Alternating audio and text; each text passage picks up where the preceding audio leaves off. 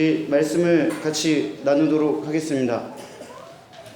뭐 다른 거 해야 되나요? 뭐 가지고 이렇게 되게 불안한 눈빛으로 저를 이렇게 바라보시는데, 네. 뭐 이렇게 떨리실 거예요. 예, 막 박용주 목사님 아니라 배우진 목사님 실수하시면 어떡하나, 뭐 이게 좀 잘못되면 어떡하나. 여러분 걱정하지 마십시오. 하나도 안 떨립니다. 예. 여기 계신 분들 중에 저보다 더 떨리신 분들이 있으실 거예요. 어떤 분은 머리를 새로 자르셨네요. 우리 혜성자매님. 사람들이 많이 알아줄까? 아닐까? 이렇게 좀 떨리시지 않을까? 뭐 그런 생각도 하고, 우리 장매자 자매님, 네, 오랜만에 이렇게 오셔가지고 사람들하고 어떻게 인사를 할까? 이 쌓인 말들 어떻게 풀까? 뭐 이런 또 설레임도 또한 있을 것입니다. 그러나 저는 하나도 떨리지 않습니다. 네. 자, 여러분, 오늘 여러분과 함께 나눌 말씀의 제목은 율법의 하나님과 성막이라는 내용으로 여러분들과 함께 나누려고 합니다. 굉장히 포괄적, 굉장히 넓은 부분의 내용을 여러분들과 나누려고 하기 때문에 이 시간에 제가 조금 평소보다 빠르게 말을 할 수가 있을 것 같네요. 네, 집중해서 잘 들어주시길 바랍니다. 자, 여러분, 여기 나오는, 왜 내가 누른 대로 안 되지? 자, 여기 나오는 사진의 그 갓난아기들은 누굴까요? 네, 여기 있는 사진 누굴까요? 뻔한 질문을 하고 있는데 대답이 뻔하게 안 나오네요. 그렇죠. 은하 은찬이죠. 저는 여러분들한테 제가 무슨 갓난아기 사진을 다른 애들을 누구를 데리고 있겠습니까? 우리 은하 은찬이밖에 없겠죠. 제가 뻔한 질문을 여러분들에게 드렸습니다. 어차피 뻔한 대답을 듣기 위해서죠. 여러분이 생각하기에 제가 굉장히 뻔한 질문을 했고, 여러분은 굉장히 뻔한 질문에 대답을 해 주십니다. 그런데 제가 여기서 이렇게 질문하면 과연 이 질문이 뻔한 질문이 될까요? 이 아이들이 태어날 때 몇 킬로그램으로 몇 센치에 태어났습니까? 라고 물어보면 여러분들이 이 질문 자체는 뻔한 질문이 되지 않습니다. 많이 생각해야 되고 고민을 해야 되는 그러한 내용이죠. 자, 우리는 예수님에 대해서 너무나도 뻔하게 알고 있습니다. 그런데 뻔하게 알기는 하지만 많은 부분을 깊이 알지 못하기도 하죠. 마치 제가 자꾸 눌리네요. 괜찮죠? 네, 죄송합니다. 마치 제가 은하와 은찬이가 이거 벗어 나오면 안 되는데 참 안 떨리는데, 안 떨리는데 자꾸 이 실수를 하니까 이제 슬슬 떨려지기 시작하네요. 네, 자, 다시 이제 말씀에 집중하겠습니다. 우리는 예수님에 대해서 너무나도 뻔하게 알고 있지만 많은 부분을 깊이 있게 알지 못한다고 말씀드렸죠. 마치 제가 은하와 은찬이를 보여주면서 여러분들에게 누구냐고 뻔한 질문을 했을 때 여러분들은 뻔한 대답을 아셨습니다. 그런데 이 아이들이 몇 킬로그램입니까? 몇 센치에 태어났습니까? 이 질문에는 대답을 못합니다. 네, 우리는 오늘 성막에 대해서 함께 여러분들과 나누려고 합니다. 많은 사람들이 성막은 예수 그리스도를 의미합니다 라고 이렇게 뻔한 대답을 할 것입니다.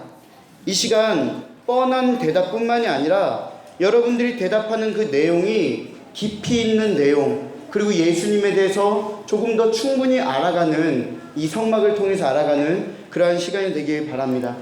여기 이 영화 보시면은 여러분들 잘 알고 있는 그렇죠. 또 혀가 꼬이기 시작하는 거죠. 명량이라는 영화의 포스터입니다. 2014년 7월 30일에 개봉해서 굉장한 흥행을 이렇게 일으킨 그런 영화죠. 이 영화에 유명한 스타가 굉장히 많이 출연했습니다. 심지어는 그 중에서 인성 좋고 잘생기기로 소문난 우리 박보검, 이 청년도 박수를 치네요. 그래. 자, 우리 이 청년도 이 영화에 출연을 하죠. 자, 여러분, 이 영화의 주인공은 많은 배우들 중에서 누구일까요? 인기가 많아 대세 배우라고 불려지는 이 박보검이 이 영화의 주인공일까요? 아니죠. 이 영화의 주인공은 이순신 역할을 맡은 최민식 씨가 이 영화의 주인공입니다. 어느 영화든 그 영화에는 주인공이 있습니다. 드라마도 마찬가지죠. 어디에나 주인공이 있고 조연들이 항상 등장합니다. 그러면 여러분, 성경을 어떨지 한번 생각을 해보십시오. 여호수아라는 그 성경은 여호수아라는 사람의 이름을 따서 제목이 되었죠. 그러면 이 여호수아가 이 성경의 주인공일까요? 아니면 여러분들이 잘 알고 있는 마태복음, 마태가 쓴 마태복음의 주인공은 누굴까요? 마가, 누가, 요한복음. 이 복음서를 쓴 사람들의 주인공이 과연 누굴까요?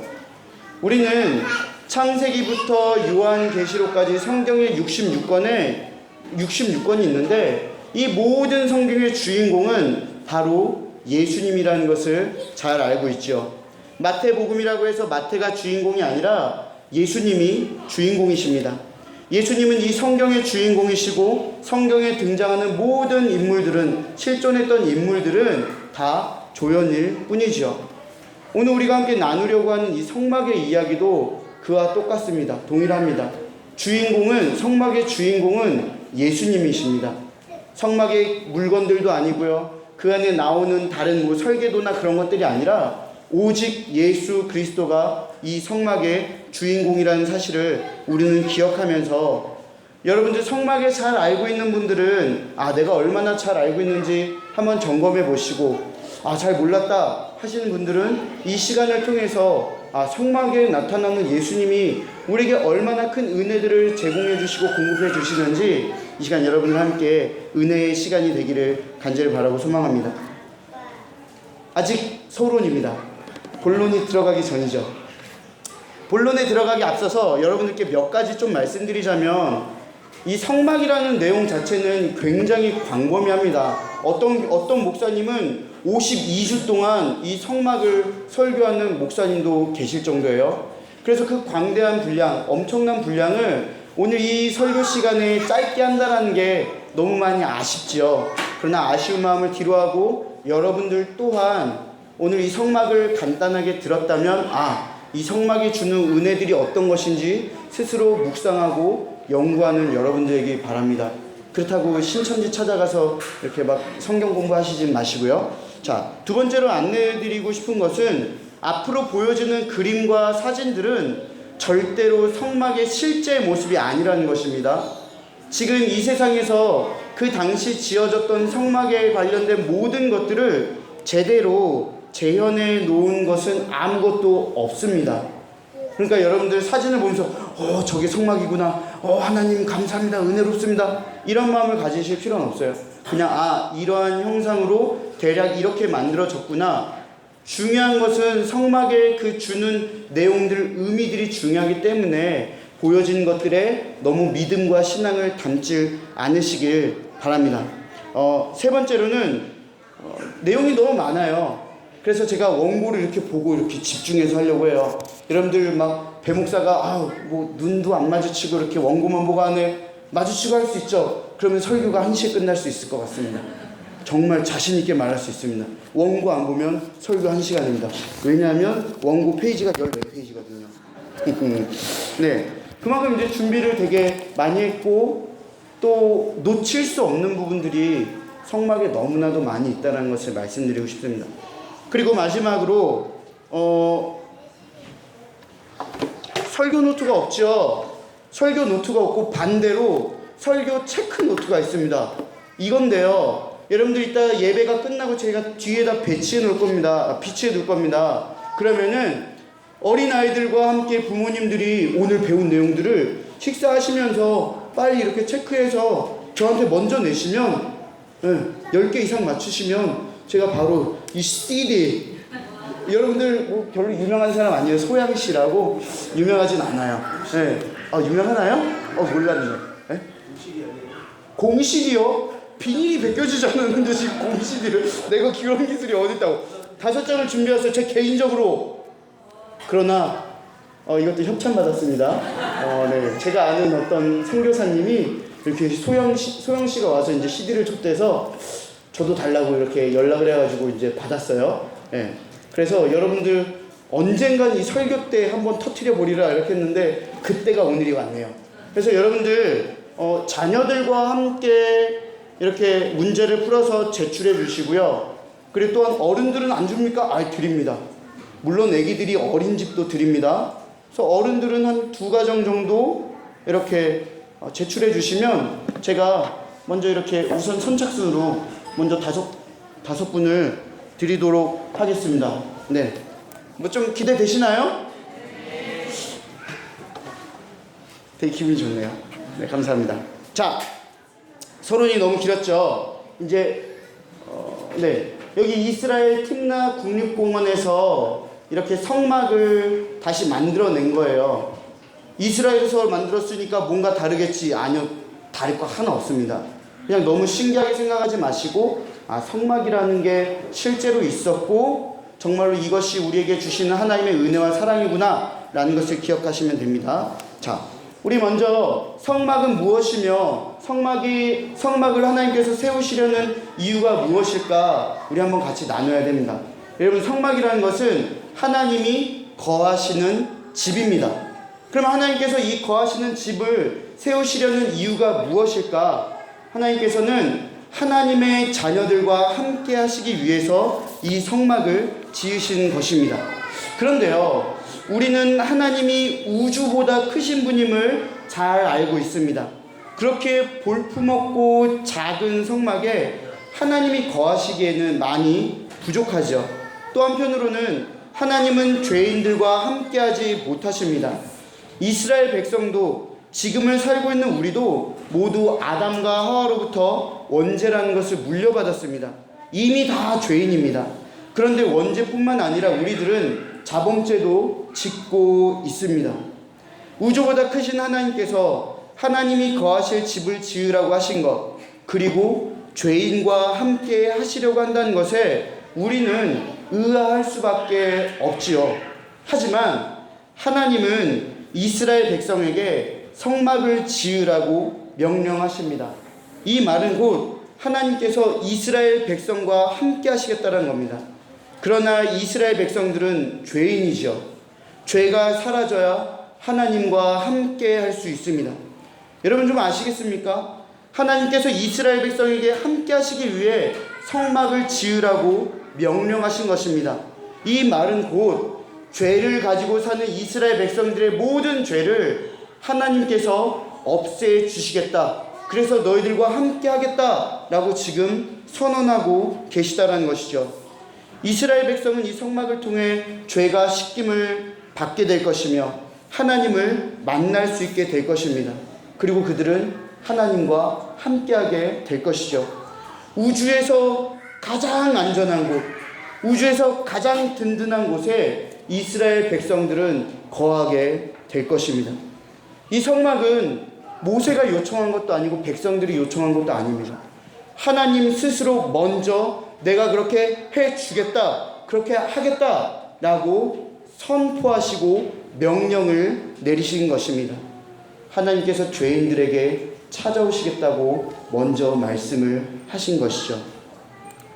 이스라엘 백성들은 저기 가운데 갈색으로 이렇게 시커먼 게 아니죠. 갈색 보이시죠? 성막이 이스라엘 진영의 정가운데에 있습니다. 이스라엘이 멈춰 있을 때는 성막이 항상 저 가운데 있죠. 이스라엘 백성들은 하나님을 중심으로 그들의 생활을 펼쳐 나갔습니다. 이동할 때는 하나님께서 인도하시는 대로 그 성막을 따라 이동을 하게 된 것이죠. 하나님께서 모세에게 성막을 어떻게 만들어 주실지 자세하게 말씀해 주셨습니다. 성막을 만들 재료와 크기는 때로는 그 방식까지 하나님께서 자세히 말씀해 주셨죠. 하지만 모세는 이런 일의 전문가가 아니었기 때문에 하나님은 모세를 도와서 성막을 만들 전문가들을 붙여주시고 사람들을 붙여주십니다. 우리가 잘 알고 있는 세공 기술자인 오홀리압과 부살렐로 하여금 모세를 돕도록 만들죠. 이 두 사람의 이야기로 설교 한 편이 나옵니다. 굉장히 이 사람들의 이야기도 우리에게 은혜가 되는 그러한 내용이죠. 그러나 이 시간은 패스. 네. 그러면서 분명했던 것은 모세도 또 최고의 기술자였던 오홀리압과 부살렐도 자신들이 정말 탁월한 기술을 가졌음에도 불구하고 하나님이 명령한 것 이외에는 절대로 하지 않았다라는 것입니다. 성막을 만들 때는 온전한 순종과 헌신이 있었다라는 것을 여러분 기억했으면 좋겠습니다. 자, 여기 보이는 것이 성막을 위에서 본 전체 도면입니다. 성막은 동쪽과 서쪽, 그러니까 지금 여러분들이 화면에 보는 오른쪽이 동쪽이고 왼쪽이 서쪽, 밑에가 남쪽, 위가 북쪽이죠. 동쪽과 서쪽은 25m입니다. 그리고 남쪽과 북쪽은 50m예요. 정사각형이 두 개가 붙어있는 그러한 구조죠. 근데 여러분, 이 그림을 잘 보시면 정사각형 두 개 안에 그 X표를 보시면 그 가운데 어떠한 물건들이 있죠? 왼쪽에 있는 정가운데는 언약궤가 그 자리에 자리 잡고 있습니다.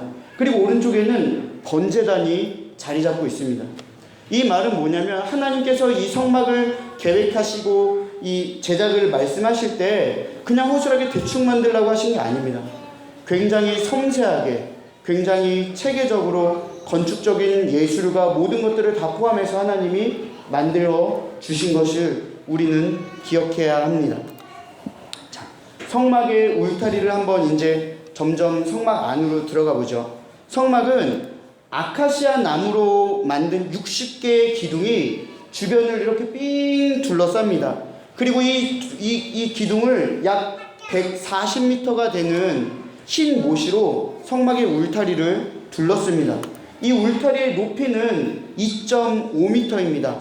외부에서는 절대로 들어올 수 없게 만들었고요. 사람뿐만 아니라 짐승들도 이 안으로 함부로 들어갈 수 없었습니다. 성막의 울타리가 주는 이 의미는 이 안에 들어오면, 성막 안으로 들어오면 너희들은 안전하다라는 것을 이야기해 줍니다. 아무도, 그리고 함부로 침입할 수 없는 곳이기에 안전하다라는 것이죠. 하지만 더 중요한 의미가 있습니다. 그 안전함이 육체의 안전함만이 아니라 영적인 안전함을 준다는 것이죠. 성막으로 들어가는 것은 죄인들이 죄를 씻기 위해서 들어갑니다. 그 외에는 아무도, 죄인들은 들어갈 수가 없죠. 일반 사람들은 그냥 들어갈 이유도 없습니다. 그러니 죄가 씻겨진 자들에게는, 죄가 씻김을 기대하는 자들에게는 성막이 죄의 용서와 구원의 장소가 되는 것입니다. 성막은 하나님과 인간의 화해의 장소입니다. 예수님, 바로 여러분들이 잘 알고 있는 이 예수님이 이 울타리와 같으신 분입니다. 예수님은 우리를 죄와 사망으로부터 막아주신 분이시죠. 흑암의 세력과 권세가 예수님 안에 있는 우리에게 절대로 침범치 못한다라는 것을 여러분 이 울타리를 보면서 기억해야 합니다. 자, 성막의 재료입니다. 성막에 사용되는 나무는 모두 다 아카시아 나무로 만듭니다. 그런데 이 나무, 여러분들, 이 아카시아 나무는 굉장히 볼품없는 나무였어요. 되게 막 사람들이 잘 쓰지도 않는. 그런데 되게 신기한 거는 이 볼품없는 나무가 강하고 튼튼합니다. 그래서 이 목수들이 이 아카시아 나무로 이렇게 뭔가를 하려고 할 때 굉장히 힘들었죠. 단단하기 때문에. 굉장히 단단하고 튼튼한, 그러나 볼품없고 사람들이 별로 좋아하지 않는 그런 나무입니다. 그런데 하나님께서는 왜 성막을 만들 때 이 나무를 선택하셨을까요? 단단하기 때문에요? 그것뿐만이 아니죠. 우리는 아카시아 이 나무를 보면서, 이 재료를 보면서 예수님을 또한 생각해 볼 수 있습니다. 여러분, 예수님은 이 땅에 가장 볼품없는 모습으로 오셨습니다. 자, 마구간에서 나셨고요. 짐승들의 밥그릇인 구유에 누이셨고요. 천한 목수의 아들로 사셨고요. 오명을 뒤집어 쓰시고 십자가에서 죽으셨습니다. 그렇게 천한 예수님이십니다.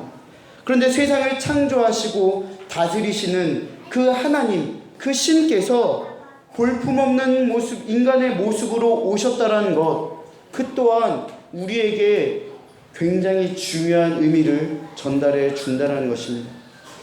아카시아 나무, 볼품없는 그 모습, 그러나 강한 것. 예수님 또한 그러신 분입니다. 볼품없는 모습으로 이 땅에 오셨지만, 볼품없는 인간의 육신을 갖고 이 땅에 오셨지만 그 누구보다도 강하신 분이라는 것을 우리는 기억해야 합니다. 우리가 이제 성막의 재료를 보면은 성막의 재료의 차이점이 이제 재밌는 부분이 나와요. 뭐냐면 성막 앞들 이제 자, 저기 이제 왼쪽에 동그란 부분을 보시면은 아래쪽에 번제단과 물두멍을 이렇게 성막 앞들에 있는 물건들이에요. 그리고 저기 성소와 지성소 막 이렇게 덮개로 이렇게 덮여져 있는 곳이 있죠. 거기는 이제 성소와 지성소입니다. 거룩한 곳, 지극히 거룩한 곳. 그래서 성소와 지성소예요. 그런데 이 두 재료는 차이가 있습니다. 아카시아 나무로 만들었는데 이 차이점이 뭐냐면은 재료가 다르다는 겁니다. 어떤 재료냐?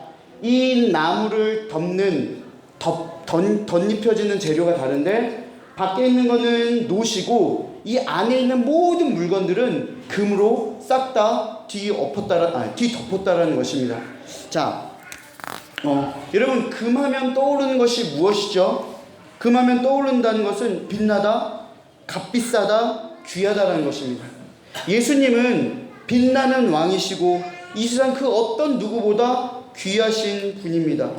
성소와 지성소의 금을 덧입혔다라는 것은 인간이 아닌 신이신 하나님이신 예수님을 의미하는 겁니다. 우리 자세한 내용은 성소와 지성소에 있는 물품들을 통해서 좀 더 뒤에서 이야기하도록 하고요. 반면에 성막의 앞들, 번제단과 물두멍은 놋으로 덧입혀졌습니다. 여러분 성경에서 놋 이 단어 하면은 떠오르는 성경의 이야기가 어떤 게 있으시죠? 그렇죠. 놋뱀이시죠. 방금 그림이 나왔죠? 네, 놋뱀이죠. 놋뱀은 이스라엘 백성들이 하나님께 불순종해서 너희들 혼난다. 그래서 하나님이 불뱀을 보내주십니다. 그리고 너희들이 이 놋뱀을 만들어서 이것을 쳐다보는 사람들은 누구든지 살 것이다 라고 하나님이 그렇게 말씀을 하셨죠. 여러분 실제로 이 놋뱀을 본 사람은 다 살았습니다. 그러나 보지 않는 사람들은 죽었죠. 여기서 말하는 이 놋은 하나님의 심판을 의미합니다. 놋뱀 속에 담겨져 있는 의미가 있죠. 이 놋뱀, 이것은 하나님의 심판을 상징합니다. 그리고 순종하는 자에게 주시는 구원의 의미도 담겨져 있죠.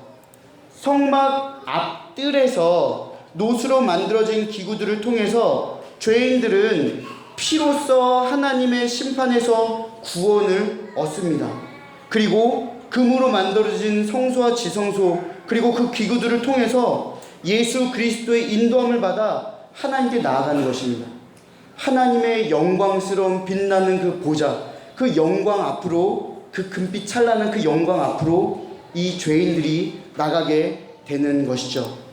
자, 여러분 성막 입구입니다. 이 성막 입구, 이 입구는 오직 한 곳입니다. 성막에서 보면은 들어가는 곳이 어디지, 나가는 곳이 어디지? 이 입구 한 곳만이 이 성막에 들어갈 수 있는 곳이고 나올 수 있는 곳입니다. 동서남북 동쪽에 이 입구 하나만이 성막에 있습니다. 이 의미는 우리의 유일한 구원, 오직 한 길 예수 그리스도 뿐이다라는 것을 우리에게 이야기해 주고 있습니다. 여러분 죄인들에게 다른 구원은 없습니다. 그 어떠한 행위와 노력, 그 어떤 것도 구원에 이를 수 없습니다. 오직 우리의 구원은 한 길, 한 문이신 예수 그리스도밖에 없다라는 것을 여러분 기억해야 합니다. 우리는 그 예수 그리스도로 인해서 구원의 길로 들어가야 합니다. 성막을 들어가면 제일 먼저 이제 번제단이 눈앞에 보입니다. 여러분 이 번제단 우리에게 정말 굉장히 중요한 의미를 담고 있습니다. 번제단은 짐승을 잡아 불태우는 곳입니다. 이스라엘 백성들이 이때 제사를 드릴 때 자신의 죄를 짐승에게 다 전달합니다. 내가 이런저런 했고 저런저런 했고 다 짐승한테 전달시킵니다. 전가라고 하죠. 그리고 그 짐승을 잡아서 죽입니다. 이 번제단은 아카시아 나무의 놋으로 덧입혀졌습니다. 앞서 놋은 하나님의 심판을 의미한다고 말씀드렸죠. 죄인된 우리들에게는 하나님께서 심판이 임합니다. 하나님의 심판이 있습니다. 그 누구도 하나님의 심판을 넘어갈 수 없습니다. 하나님의 심판은 피, 곧 생명과 맞바꿀 수밖에 없습니다. 번제단에서 제물을 잡아 죽이는 것은 하나님의 심판을 피값으로 지불한다는 것입니다. 우리의 죄가 전가된 제물이 우리를 대신하여 죽음으로써 우리의 죄에 대한 값이 지불되는 것이죠. 하지만 이 제물은 완벽하지 않습니다. 여러분, 짐승들이 잡히기 전에 자신들이 죽을 것을 알고 발악한다고 해요. 그런데 유독 발악을 하는 짐승이 있어요. 어떤 짐승일까요? 네, 양이에요. 양은 그냥 순순히 따라가서 죽이면 죽임을 당하고 털을 밀면 턱을 깎임 당하고 그냥 순순히 따라간다고 해요. 자, 이 짐승이 무엇을 의미하냐면 우리의 죄를 대신해서 순순히 번제단에서 죽임을 당하신 예수 그리스도를 의미합니다. 그 예수 그리스도의 피가 우리의 생명을 얻게 해주신 것이고 하나님의 진노와 심판으로부터 우리를 구원해 주셨다는 사실을 우리는 기억해야 합니다. 이 예수님의 피값으로 우리의 죄가 이 피값으로 우리의 모든 죄가 다 지불됐습니다. 이 예수님만이 완벽한 제물이십니다. 여러분, 그 어떤 것도 하나님을 만족시켜 줄 수 있는 것이 없어요. 여러분, 우리가 쉽게 말해서 어린 아이들이 우리를 만족시켜 주는 것과 어른들이 우리를 만족시켜 주는 게 다르죠. 예를 들어서 어린아이와 게임을 같이 해요. 그러면 재미가 별로 없어요. 근데 나랑 수준이 같은 어른과 게임을 같이 해요. 그럼 되게 재미있어요. 내 기분이 만족돼요. 그런 것처럼 하나님의 수준에 만족시켜 줄 수 있는 그 어떤 재물도 없습니다. 하나님과 동등한 신만이 그 하나님을 만족시켜 줄 수 있다는 것. 그래서 예수님이 스스로 어린 양이 되셔서 피를 흘리셨다는 것이죠. 여러분, 짐승을 불로 태울 때 그 냄새 굉장히 지독할 것입니다. 더하여 피비린내도 진동할 테고요. 여러분, 정육점 가보셨죠? 그 앞에 지나가면 냄새가 어떻죠? 이제 그곳에서 종사하신 분을 비하하는 것은 아니지만 냄새가 굉장히 비리고 너무 싫어요. 비위가 역하신 분들은 막 되게 견딜 수 없어 코를 막고 도망갈 정도로 그런 냄새가 납니다. 근데 그보다 훨씬 더 독하고 비위가 막 상한 그런 냄새가 번제단을 통해서 성막 바깥으로 흘러나갑니다. 백성들은 2.5m가 되는 그 담을 이렇게 띄어서 볼 수가 없죠. 그래서 성막 안을 볼 수는 없지만 그 안에서 풍겨져 나오는 피비린내와 짐승이 타는 냄새를 맡을 수는 있습니다. 이 냄새는 이스라엘의 온 전역에 풍겨져 나갈 것입니다. 왜냐하면 그냥 아침 저녁으로 계속 잡고 태우고 그러거든요. 끝이 없습니다. 그러면 사람들은 이 냄새를 맡으면서 어떤 생각을 하게 됐을까요? 아우, 역겨워. 맞아요. 그들은 분명히 역겹다라고 생각을 했을 것입니다. 그런데 이 피비린내, 짐승 타는 냄새는 자신의 죄를 대신해서 죽은 짐승의 피비린내, 그리고 그 짐승이 타는 냄새라는 것을 기억하여서 그들은 자신의 죄인됨에 역겨워해야 했던 것입니다. 여러분들도 마찬가지죠. 우리의 죄로 인한 그 역겨움을 예수 그리스도가 다 짊어지셨다는 그 사실에 우리는 감사할 수밖에 없는 거죠. 그 예수님께서 피를 흘리시고 그 정말 비린내 나는 그곳 그 장소에서 우리를 내보내 주시고 구원해 주셨다는 그 사실에 우리는 감사할 수밖에 없는 겁니다. 예수님이 아니었다면 그곳에 있는 재물은 바로 여기 있는 여러분과 제가 됐을 것입니다. 너무 끔찍하죠. 예수님께서는 우리를 대신해서 번제단에서 죽으셨습니다. 그 번제단은 예수 그리스도께서 우리의 죄를 씻겨주신 거룩한 장소라는 것입니다. 여러분, 짐승을 잡아서 옷과 몸에 피가 묻은 제사장은 그 다음에 물두멍으로 가서 몸을 씻습니다. 제사장이 이 성소로 들어가기 전에 몸을 깨끗이 씻지 않으면 죽습니다. 죽어요. 하나님 앞에서 거룩하지 못한 자들은, 깨끗하지 못한 자들은 성소 안에 들어가는 순간 그냥 죽는 겁니다. 굉장히 무섭지요. 굉장히 엄격합니다. 그런데 이 물두멍의 의미는 우리가 하나님 앞에 나아가기 위해서는 우리의 더러움을 씻어내야 한다는 것이 이 물두멍이 주는 의미입니다. 그 죄도 예수님이 씻겨준다는 것이죠.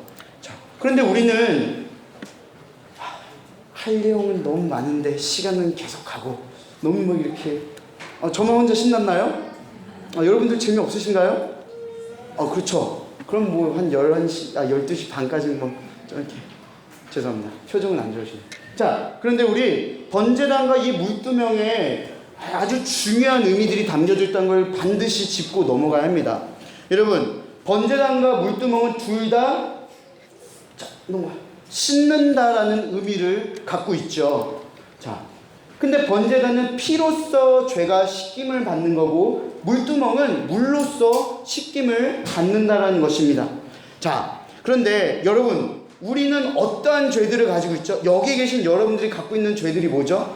우리가 갖고 있는 죄는 원죄와 자범죄입니다. 원죄라는 것은 아담과 하와로부터 물려받은 그런 죄죠. 이스라엘 백성뿐만이 아니라 우리에게도 다 그대로 전달되는 죄입니다. 그리고 우리는 자범죄를 짓습니다. 스스로 계속해서 짓는 범죄를 자범죄라고 하죠. 그런데 여러분, 이 자범죄는 우리가 회개하면 용서를 받을 수 있어요. 근데 이 원죄는 우리가 어떠한 노력을 해도 해결받을 수 없는 죄입니다. 네, 그것을 여러분들 잘 알고 계실 겁니다. 여기에 번제단과 물두멍의 씻김이 주는 중요한 의미를 우리 만나야 됩니다. 번제단은 짐승이 피를 흘려야 하죠. 즉 죽어야 한다는 것입니다. 이 번제단에서 예수님께서 어린 양이 되시어 우리를 대신해서 죽으셨습니다. 우리가 해결할 수 없는 원죄를 예수님의 피값으로 해결해 주신 것이죠. 예수님의 피로 인해서 우리의 죄가 씻겨졌어도 우리는 계속해서 죄를 짓고 살아갑니다. 방금 전에도 아침에 오면서 죄를 지었을 거예요. 분명히 어떤 분들은. 그리고 어제 저녁에도 죄를 지었을 거예요. 우리는 예수님을 믿는다 하지만 매일매일 죄를 안 짓고 살아갈 수가 없습니다. 매일매일 죄를 짓죠.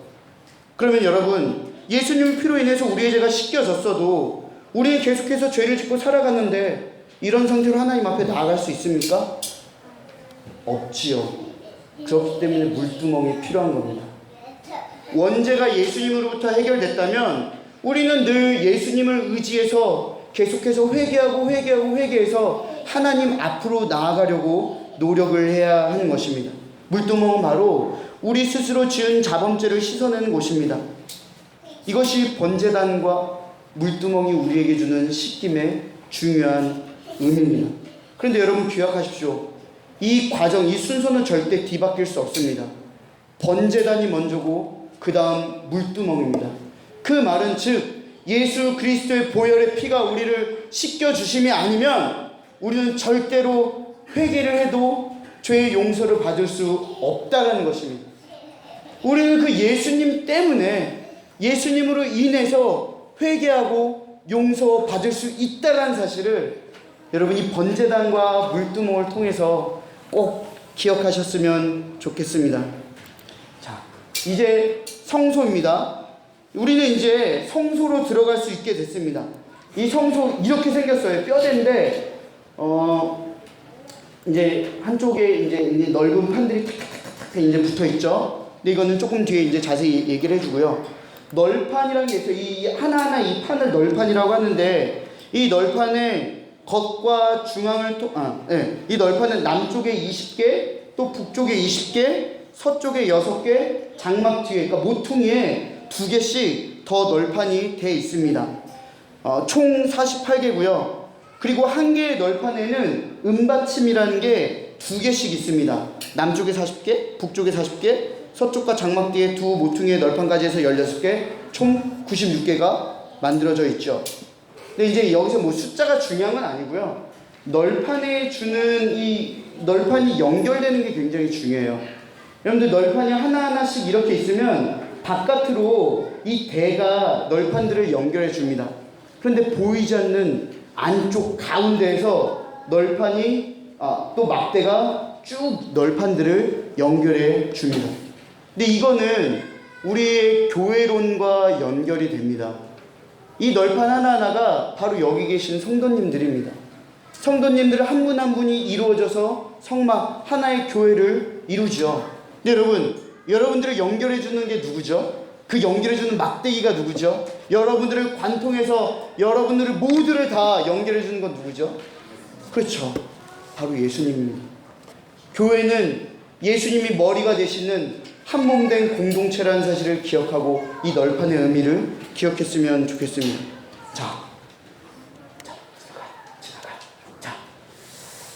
자, 성소의 덮개입니다. 이 성소의 덮개는 4가지가 있어요. 스랍 덮개, 그 다음에 흰색 염소털, 그 다음에 붉은 물을 들인 수량의 가죽 덮개, 그 맨 마지막으로 위에는 해달의 가죽 덮개가 있습니다. 먼저 스랍 덮개예요. 성소를 제일 먼저 덮는 이제 덮개인데 굉장히 화려해요. 근데 이 덮개에는 4가지 색의 실을 사용합니다. 네, 자주색, 빨간색, 흰색, 파란색. 그리고 이 실의 색깔은 이 덮개뿐만이 아니라 성막에 들어가는 휘장들, 거기에 다 이 4가지 색들이 포함되어 있습니다. 근데 이 4가지 색에도 의미가 있어요. 자주색은 왕의 위엄을 나타냅니다. 신약에 넘어오면 마태복음 왕으로 오신 예수님을 보여주고 있죠. 빨간색은 피를 의미합니다. 네, 이것 또한 신약으로 넘어오면 마가복음에서는 고난 받으시는 피 흘리신 예수님의 모습을 보여줍니다. 흰색은 죄 없음을 나타냅니다. 거룩하고 깨끗함을 나타내죠. 이는 누가복음에서 우리의 구원자가 되시는 죄 없으신 예수님의 모습을 보여줍니다. 파란색은 하늘을 나타냅니다. 이는 요한복음에서는 하늘로부터 내려오신 하나님의 아들이신 예수님을 이야기하고 있습니다. 알면 알수록 재밌는 게 성막이에요. 근데 알면 알수록 재밌는데 점점 집중력은 떨어지고 있다는 걸 아주 절실히 느끼고 있습니다. 네.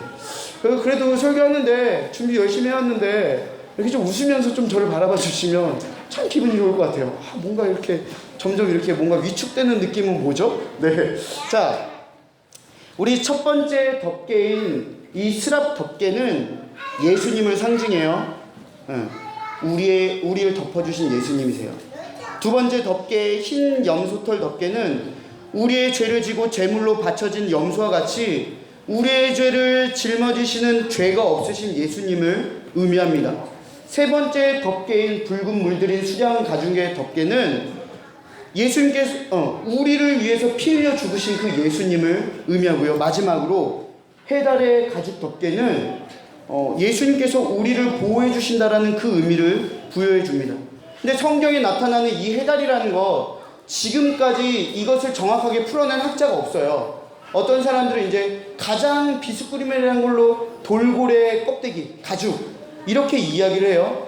그러니까 이 해달의 가죽이 어떤 의미를 갖고 있냐면 비가 내려도 성막에 물이 새어 들어가지 못할 것이고 일교차가 큰 기후에도 잘 견딜 수 있는 재질로 이 마지막을 덮었다라는 것입니다. 이 덮개들이 주는 의미는 예수님께서 우리를 덮어주시고 보호해주신다는 것이죠. 우리의 수치스러움을 다 덮어주시고 사랑으로 우리를 돌봐주신다라는 그 예수님을 우리는 이 덮개를 통해서 발견할 수 있는 것입니다. 물론 그 예수님은 우리를 위해서 피 흘려 죽으신 분이죠. 자, 우리가 이제 성소에 들어갑니다. 그러면 성소에 들어가는 순간 바깥에서는 피비린내가 진동하고 짐승이 타는 냄새가 진동하는데 이 안에서는 향기가 납니다. 하나님께서 그렇게 향기를 이렇게 뿌리려고 바르라고 이렇게 명령하셨어요. 그리고 안에서는 향이 계속해서 타오르고 있습니다. 자, 성소 안에 들어가면 저 이제 화면에 왼쪽에 보시듯이 왼쪽에는 등대가 있고요. 오른편에는 떡상대가 있고요. 또 정면에는 분향단이 있습니다. 먼저 이걸 이제 좀 옆에서 본 그런 성막의 모습인데 등잔대예요. 이 등잔대는 이렇게 생겼어요. 7개예요. 여기에도 절기에 대한 의미도 다 부여되어 있고요. 다 많은 의미들이 들어있지만 패스 등잔대에서 중요한 건 바로 이것입니다. 예수님이 우리의 빛이 되시는 분이라는 겁니다. 여러분, 성수 안에 들어가면 굉장히 깜깜해요. 아무것도 보이지 않습니다. 그런데 이 등잔대가 빛을 비추고 있어요. 근데 이 안에는 금으로 다 도금되어 있죠. 그럼 그 밝기가 어떻겠습니까? 굉장히 밝습니다. 여러분, 예수님은 우리의 빛이시고 우리의 등불이시며 우리가 어둠 가운데서 헤쳐나갈 수 있는 그러한 분이시라는 것을 우리는 기억해야 합니다. 예수님은 여러분들을 그렇게 인도해 주실 것입니다. 또한 오른쪽에는 진설병상 떡상이 있죠. 네, 예수님께서 우리 신약에 이렇게 말씀하시죠. 나는 생명의 떡이다. 여러분, 예수님은 우리를 영원토록 먹이실 수 있으신 분입니다. 먹고 나면 우리는 배가 고파요. 그리고 먹을 것이 때로는 떨어지기도 합니다. 하지만 이 예수님은 영원한 만족을 우리에게 주시는 분입니다. 이 예수님과 함께라면 우리는 배고프지 않아요. 우리는 힘들지 않아요. 어렵지 않아요. 이 예수님은 우리의 만족을 주시는 유일한 분이십니다. 자, 성소에 향이 있습니다. 분향단이라고도 하죠. 자, 바깥에서는 피비린내가 진동하는데, 탄 냄새가 진동하는데, 이 안에서는, 이 향단 안에서 계속해서 또 향기가 타오르고 있습니다. 하나님은 성도 안에 있는 모든 물건에, 성소 안에 있는 모든 물건에 향기로운 기름을 바르도록 하셨고, 특히 이 분향단을 계속해서 향을 내게 하셨습니다. 향기가 하늘로 올라가듯이 예수님께서는 사랑하는 자녀들을 위해서 끊임없이 하나님께 기도하신다는 것을 기억하십시오. 예수님뿐만이 아니라 우리들도 하나님을 향해서 꾸준히 기도해야 하는 것을 이 분향단을 보면서 배워야 되고 기억해야 합니다. 히브리서 8장과 9절에 이 관련된 자세한 내용이 나와 있습니다. 자, 그리고 분향단 뒤로는 휘장이 있습니다. 여러분, 이 휘장은 얼마나 정교하게 만들었냐면요, 단단해요. 소가 양쪽에서 끌어도 절대로 찢어지지 않을 정도로 두껍고 단단하게 엮었습니다. 그런데 이 휘장은 이 앞으로는 성소와 뒤로는 지성소를 구분해주는 굉장히 중요한 곳이에요. 지성소는 제사장들은 누구나 다 들어갈 수는 있지만 죄송합니다. 지금 바쁘네요. 네, 다시. 성소는 제사장들은 누구나 다 들어갈 수 있어요. 쉽게 말하면 뭐 배우진 목사도 들어갈 수 있고, 박용주 목사님도 들어갈 수 있고, 다른 목사님도 다 들어갈 수 있어요. 그런데 지성소라는 곳은 아무도 못 들어가요. 1년에 단 한 번 대제사장이 딱 한 번 들어갈 수 있습니다. 그러니까 모든 목사들을 대표하는 대장이죠, 리더죠. 그런 사람만 들어갈 수 있는 곳입니다. 하나님께서는 단절시키신 거예요. 너희들 함부로 나한테 나왔다가 나의 거룩함에 다 죽게 될 것이다.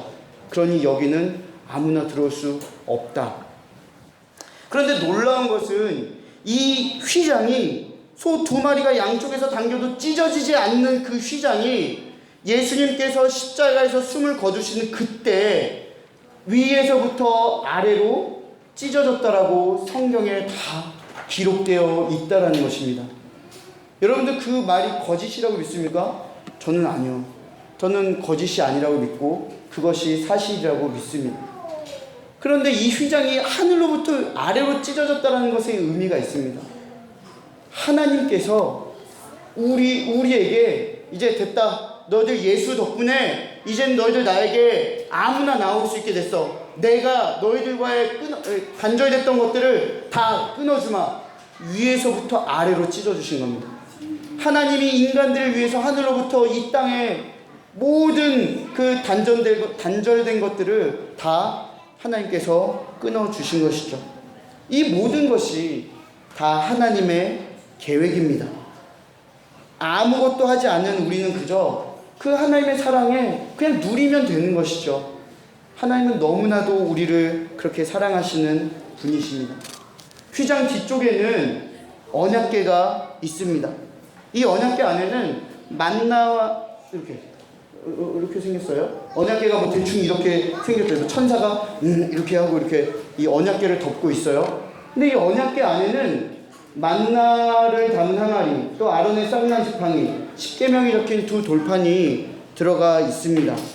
그런데 신기한 건, 아니 오히려 언약궤, 그럼 이런 것들을 넣어놨으면 오히려 사람들한테 보라고 뚜껑을 열어놔야 되는데 하나님은 오히려 뚜껑을 덮으셨어요. 이렇게 뚜껑을 만드시고 이 언약궤의 뚜껑을 덮으셨습니다. 여러분, 왜 그렇게 하나님께서 뚜껑을 덮으셨을까요? 심지어는 그 당시 십계명을 계속해서 보면서 대제사장이 1년에 한 번 들어가면서 십계명 뭐였지? 그래. 계속해서 생각하고 기억해야 하는데 하나님은 오히려 보지 못하게 하시고 뚜껑을 덮었습니다. 이게 무슨 의미일까요? 여러분, 여기 계신 분들 중에 혹시 십계명, 지금까지 십계명이 하나라도 어기지 않고 다 지키신 분 계십니까? 우리가 평생을 살면서 어느 누구도 단 한 명도 십계명을 완벽하게 지킬 수 있는 사람이 없습니다. 또한 하나님이 우리에게 제시한 율법들을 다 지키며 살아갈 수 있는 사람이 없지요. 율법을 지키지 못하면 다 어떻게 되죠? 하나님의 진노와 심판이 이르게 됩니다. 우리는 그냥 다 죽어야 돼요. 우린 다 죽어야 돼요. 근데 하나님은 어떻게 하셨죠? 언약궤로 덮으셨습니다.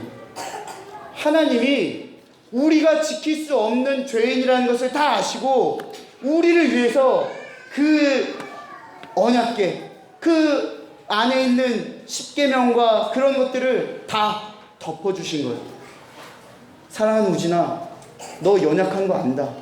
그러니 내가 지킬 수 없는 너를 위해서, 이 언약궤 지킬 수 없는 너를 위해서 덮어주마.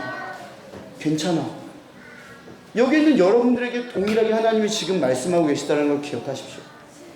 또한 이 언약궤의 뚜껑, 이것은 바로 우리를 대신해서 하나님으로부터 우리의 모든 죄악과 우리의 불의와 우리의 부족함을 다 덮어주신 예수 그리스도의 은혜와 동일하다는 것을 여러분 기억하셔야 합니다.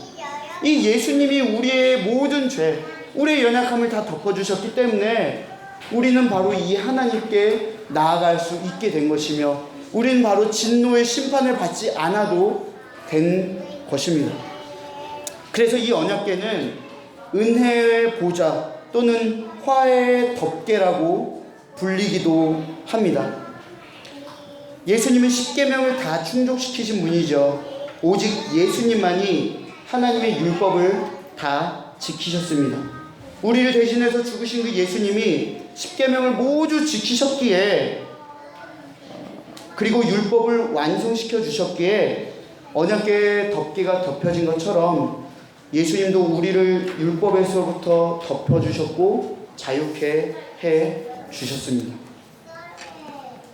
참 저는 이 언약궤에 대한 부분을 묵상하면서 굉장히 많은 은혜를 받았던 걸 기억을 합니다. 여러분들에게도 이 동일한 은혜가 좀 있기를 바랍니다. 이거요? 이거 되게 길어요. 패스. 네. 자, 이제 마무리를 할게요. 더 듣고 싶으신가요? 아니요, 제가 힘들어서 못하겠어요. 네, 제가 먼저 말했죠? 네, 이거 우리 목사님이 저번에 수련회 가서 이렇게 되게 히트친 건데 사람들한테 물어보고 제가 먼저 말했죠? 죄송합니다. 네, 그런 거 하시더라고요. 나도 하면 뭐 재밌을 줄 알았는데 전혀 아니에요. 자, 성막에 관한 이야기를 어떻게 마무리를 할까 생각을 해봤어요. 그때 성막의 제작에 참여한 사람들이 받은 대가가 어떤 것인가, 이것을 여러분들과 나누면서 오늘의 말씀을 마무리하려고 합니다. 여러분,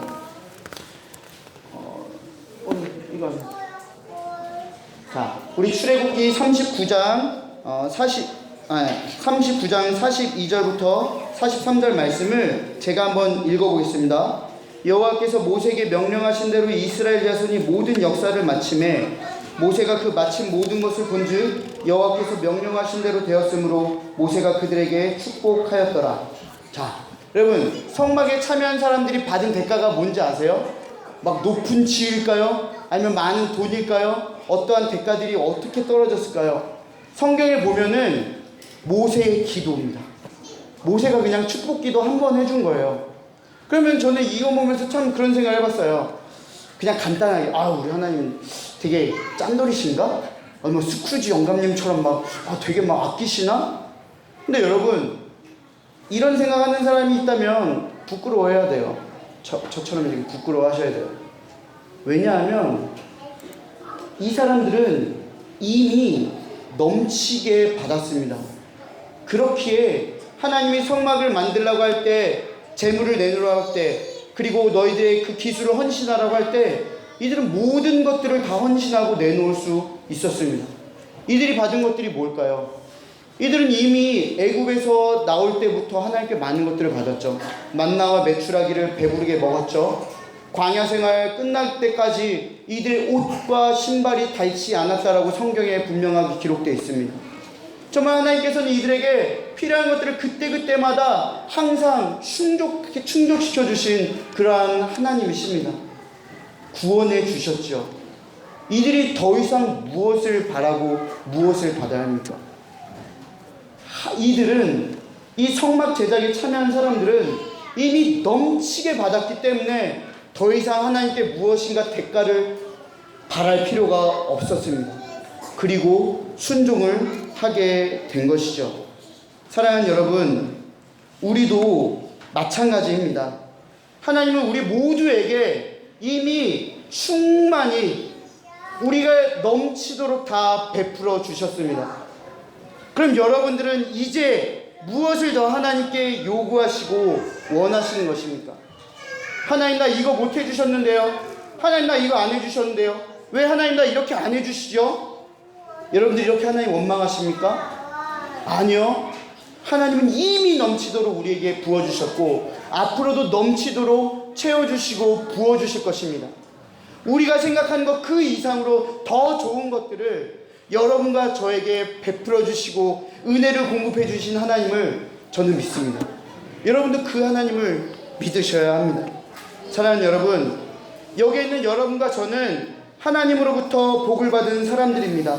하나님께서 여러분들에게 베풀어 주신 가장 큰 은혜와 사랑이 무엇이라고 대답하시겠습니까?